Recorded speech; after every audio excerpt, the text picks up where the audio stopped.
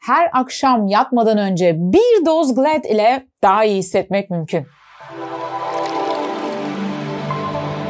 Donald Altman'ın The Mindfulness Toolbox adlı kitabında yer alan Glad tekniği adını baş harflerinden aldığı 4 adımdan oluşuyor. Bu 4 adımı her akşam yatmadan önce uygulamanız halinde kendinizi çok daha iyi hissedeceksiniz. Üstelik sadece psikolojik olarak değil, fizyolojik olarak da iyileşmeler göreceksiniz. Glad tekniğinin adımlarına gelelim. Glad tekniğinin birinci adımı G, yani gratitude, yani şükretmek. Şimdi benim size aslında önerim, Glad adımlarını yazacağınız, kendinize minik bir defter almanız ya da belki bilgisayarınızda bir Glad dosyası oluşturmanız. Çünkü her akşam bir şeyler yazmanız gerekecek bu uygulamada.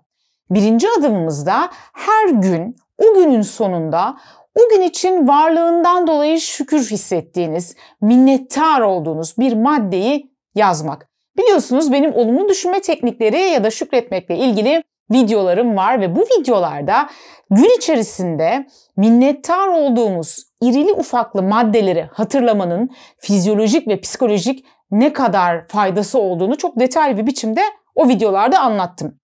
İşte Glad tekniğinde de birinci adımımız her günün sonunda o gün için kendimizi minnettar hissettiğimiz bir maddeyi yazmak var. Burada dikkat edilmesi gereken bir nokta var. Birinci noktamız şu: her gün şükredecek farklı bir madde yazmanız gerekiyor. Yani bugün bir şey yazdıysanız aynısını diğer gün yazamıyorsunuz. Farklı farklı unsurları yazın. Çünkü eğer her gün aynı unsuru yazarsanız bu bizim elde etmek istediğimiz şeyin tam tersi sonuç verir. Neden? Çünkü her gün aynı maddeyi yazmak. Diyelim ki her gün iyi ki bugün sağlıklıyım diye şükrettiğimde ve bunu yazdığımda. Bunun için tabii ki şükredelim, o ayrı mevzu da. Bunu her gün dile getirip yazdığımızda bu sefer bu sıradanlaşmaya başlıyor zihinde ve önemini, etkisini kaybetmeye başlıyor. O yüzden benim önerim size her gün farklı bir şükran maddesi yazmanız ve bunun çok büyük şeyler olmaması. Yani illa çok büyük şeyler olmak zorunda değil. İlla böyle çok kutsal şeyler olmak zorunda değil. Minicik, ufacık şeyler dahi sayılır. Hatta gün içerisinde bu minnettar hissettiğiniz irili ufaklı, hatta daha çok ufak o minik şeyleri fark etmek size daha iyi gelecek. Çünkü çevrenizde var olan güzelliklere karşı farkındalığınız artacak. Bu yüzden özellikle minik şeyler aslında bence daha faydalı. Mesela şunu yazabilirsiniz: bugün iyi ki Psikolog Özlem'in kanalına abone olmuşum. Şükürler olsun, bana iyi geldi. Bakın size iyi bir fikir. Bu arada abone olmayı da hatırlatmış olayım size bu vesileyle. Efendim, Glad tekniğinde ikinci adımımız Glad'in L'si, yani learned, yani öğrenme.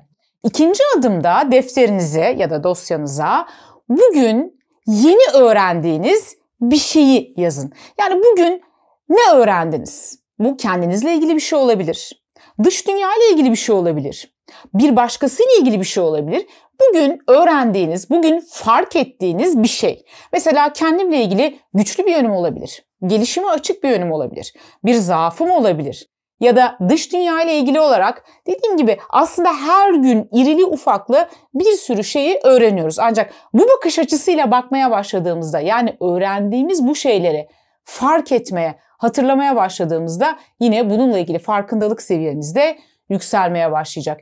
İkinci adımda bugün öğrendiğin yeni bir şeyi hatırla ve yaz. Üçüncü adımımız Glad'in A'sı, yani accomplishment, yani başarı. Bugün başardığınız, bugün tamamladığınız, bitirdiğiniz bir şeyi hatırlayın. Ve her akşam günün sonunda bunu defterinize yazın. Yine bu başarı çok büyük bir başarı olmak zorunda değil. Örneğin bugün uzun süredir dağınık duran bir dolabı toplamışımdır. Bu benim için bir başarıdır. Bunu yazabiliriz. Ya da ne bileyim, okulla ilgili ya da işle ilgili bir projeyi tamamlamış olmak ya da bu projede bir adımı tamamlamış olmak sayılabilir. Hatta ve hatta belki bugün daha fazla sebze ve meyve yemiş olmak ya da ne bileyim daha sağlıklı beslenmiş olmak. Bugün daha az sigara içmiş olmak ya da belki hiç sigara içmemiş olmak gibi pek çok şeyi yazabilirsiniz. Bu arada size de sigarayı hatırlatmış oldum. Umarım bunun üzerine bir tane yakmazsınız. Dördüncü adımımız, son adımımız artık Glad'in D'si, delight, yani keyif. Gün içerisinde sizi iyi hissettiren, mutlu eden, şöyle anlık bile olsa küçük bir haz anı olabilir. Yüzünüzde minicik bir gülümseme oluşturan bir an olabilir. Mesela gördüğünüz bir manzara olabilir. İzlediğiniz bir film, filmdeki bir sahne ya da dinlediğiniz bir şarkı olabilir. Kendinize kahve yaparken o kahve kokusunun burnunuzun içeri girdiği anki yarattığı o keyif anı olabilir. İşte böyle minik de olsa gün içerisindeki o keyif anlarından bir tanesini hatırlayın ve yazın. Peki her gün şükrettiğin, öğrendiğin, başardığın ve keyif aldığın bir anı günlük olarak kaydetmenin, hatırlamanın ve yazmanın sana ne gibi bir faydası olacak? Gel şimdi bunlara bakalım. Birinci maddemiz. Yaşamında daha önce farkına varmadığın güzelliklerin farkına varmaya başlayacaksın. Çünkü bakış açın değişecek. Her akşam bunları yazmak gibi bir görevin olduğunda artık alıcılarını açmaya başlıyorsun ve gün içerisinde yaşadığın şeylere daha farklı bakmaya başlıyorsun. Onları yakalamaya çalışıyorsun. Günlük yaşamın koşuşturması içerisinde kafamızda binlerce düşünceyle oradan oraya koştururken maalesef karşılaştığımız güzelliklerin ya da yaşadığımız olumlu anların çok da fazla farkına varamıyoruz. İşte bu uygulama bu farkındalığı arttırıyor. Aynı zamanda bakış açımızı değiştiriyor. Yani artık daha olumlu düşünmeye, daha olumlu bakmaya başlıyoruz ve çevremizdeki güzellikleri daha fazla fark ediyoruz. Ne demiş Dostoyevski? İnsanoğlu daima başına gelen felaketleri sayar. İyi şeyleri değil. Eğer onları da saysaydı yaşamın ona yeterince güzellik vermiş olduğunu fark edecekti. 2. Farkındalığınız arttıkça, ne demiştik? Bunları yazmaya başladıkça farkındalığınız artacak. Farkındalığınız arttıkça ise anda kalma becerileriniz güçlenmeye başlayacak. Anda kalma becerileriniz güçlendikçe ise depresyon ya da kaygı gibi sorunlarınız azalmaya başlayacak. Çünkü depresyonun ve kaygının aslında en temel sebeplerinden bir tanesi zihnin sürekli ya geçmişte ya da gelecekte olması. Ya geçmişin üzüntüleri, pişmanlıkları, öfkeleriyle uğraşması ya da geleceğin kaygılarıyla, korkularıyla uğraşmasından kaynaklanıyor. Anda kalma becerilerim güçlendikçe bunlar da azalmaya başlayacak. Efendim 3. faydamız yaşamınızdaki GLAD maddelerini hatırlamak. Bir kere düşünme alışkanlıklarınızı ve beyninizdeki nöral yapıyı değiştirecek.